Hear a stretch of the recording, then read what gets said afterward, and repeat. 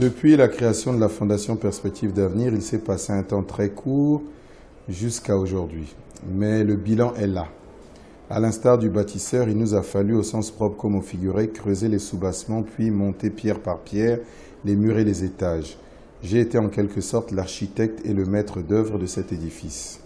Si l'on regarde avec objectivité les actions menées, le nombre des personnes soignées, celui des jeunes formés, nos premiers pas ont été positifs, parfois difficiles, et je ne peux que remercier tous ceux qui ont contribué à ces résultats.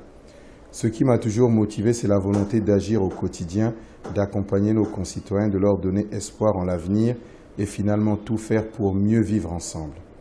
Nous avons encore un long chemin à parcourir pour poursuivre les actions engagées, en finaliser certaines et entreprendre de nouveaux projets. Cet opuscule, en réalité, traite de beaucoup de sujets qui sont au cœur même de l'action de la Fondation. Nous parlons d'éducation, parce que nous avons comme objectif premier de placer l'homme au cœur de tout type de développement. Parce qu'en réalité, si nous n'avons pas l'homme convenablement formé et bien structuré, je ne vois pas quel type de développement un pays peut connaître. Donc nous avons placé l'homme au cœur du développement.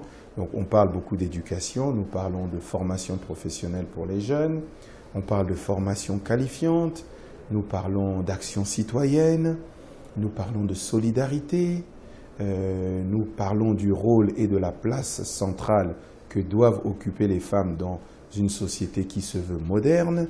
Nous parlons des antivaleurs, nous parlons des questions de justice sociale, nous parlons de diversification économique à travers certains exemples que nous prenons dans le secteur de l'agriculture, du tourisme, et nous parlons bien sûr de tout ce qui concerne la question centrale qui, à mon sens, mine énormément le développement de ce pays, c'est-à-dire les replis identitaires. L'inspiration est presque double, je dirais.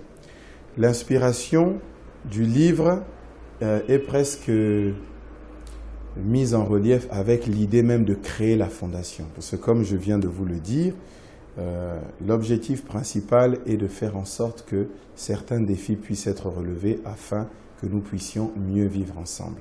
Donc à travers ce passage, j'ai simplement voulu vous montrer que si les fils et filles de ce pays se mettent ensemble pour tracer certaines pistes et développer des idées communes, nous pouvons faire en sorte que les difficultés que nous relevons un peu tous peuvent être canalisées, mieux cernées de façon à ce qu'on y trouve des solutions et à améliorer aussi bien que nous le pouvons le bien-être de nos concitoyens.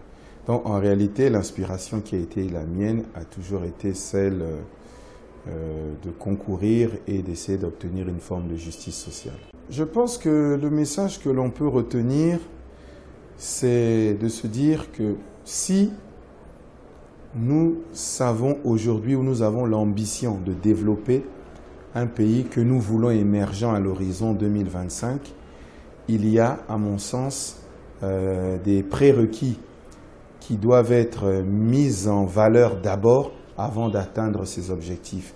Et à travers cet ouvrage qui, à mon sens, n'est pas exhaustif, comme je l'ai dit, nous essayons de donner quelques idées qui peuvent être reprises de façon à atteindre cet objectif donc, qui est l'émergence de notre pays à l'horizon 2025 ou même au-delà.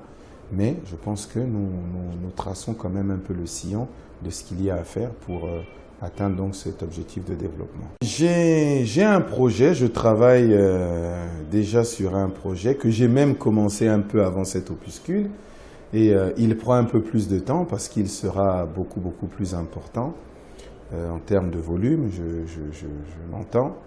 Et je n'ai pas encore le titre, j'y réfléchis, mais ce que je peux vous dire, c'est que cet ouvrage en fait va essayer de mettre un peu en relief les pistes et les idées que nous devons essayer de mettre en commun de façon à essayer de bâtir, de créer ou de construire les générations futures que nous voulons, non pas seulement pour le Congo, mais dans cet ouvrage, nous élargissons cela en parlant donc beaucoup plus de la génération africaine que nous voulons bâtir pour les 15, 20, 30, 40 prochaines années.